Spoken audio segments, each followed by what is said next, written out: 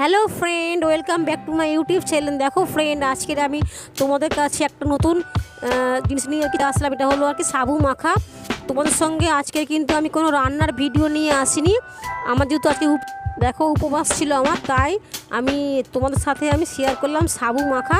কীভাবে সাবু মাখাটা মাখতে হয় তোমাদের সাথে আমি শেয়ার করলাম। তোমরা একটু খুব ভালো করে আর কি দেখে নিও, এইভাবে তোমরা মাখিয়ে খেতে পারবে। আর আমি ভাবলাম যে সব সময় তো নিয়ে আসি তোমাদের সাথে শেয়ার করি আর কি রান্নার ভিডিও, তাই তোমাদের সাথে আজকে আমি শেয়ার করলাম যে সাবু মাখা। দেখো আমি আজকে তো উপোস করেছিলাম, তাই ভাবলাম তোমার সাথে আমি এটা আর কি শেয়ার করে নিই। তোমরা তাহলে দেখো কীভাবে আমি বানাচ্ছি। ভিডিওটায় তোমরা লাইক কমেন্ট শেয়ার করো, সাবস্ক্রাইব করে তোমরা আমার পাশে থেকো।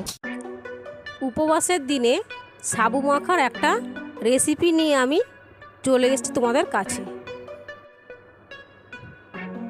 এটা আর কি সাবু মাখা হচ্ছে। সাবু মাখার জন্য আমি দেখো কি কি নিয়েছি। সাবুটা কিন্তু আমি আগের দিনকার রাত্রিবেলায় ভিজিয়ে রেখেছিলাম।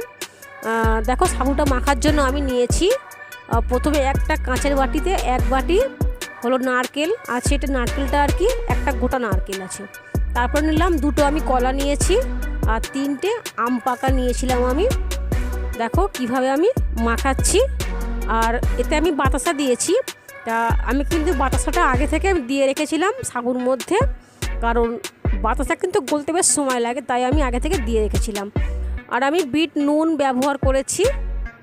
তোমরা দেখো যে আমি কিভাবে সাবুটা মাখছি। খেতে কিন্তু খুব দারুণ লাগে।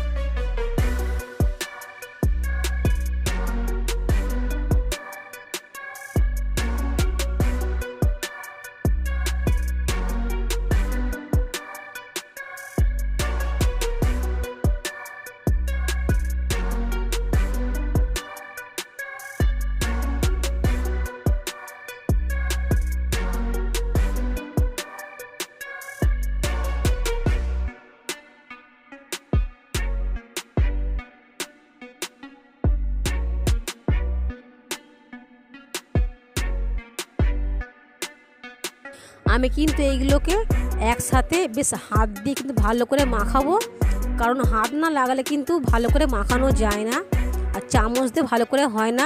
আর মিক্সচারে তো আর ওই সব আম যে তারপরে কলা এগুলো কিন্তু মিক্সচারে দিলে তখন খেতে ভালো লাগবে না, তাই আমি কিন্তু হাত দিয়ে মাখাচ্ছি। ঠিক এইভাবে হাত দিয়ে মাখিয়ে দেখবে স্বাদও কিন্তু খুবই আর কি বেড়ে যায়। হাত দিয়ে মাখালে কিন্তু আরও স্বাদ বেড়ে যায়।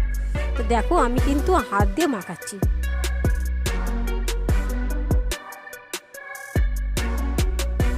আমার কিন্তু সাবু মাখাটা রেডি। এইবারে আমরা খাবো।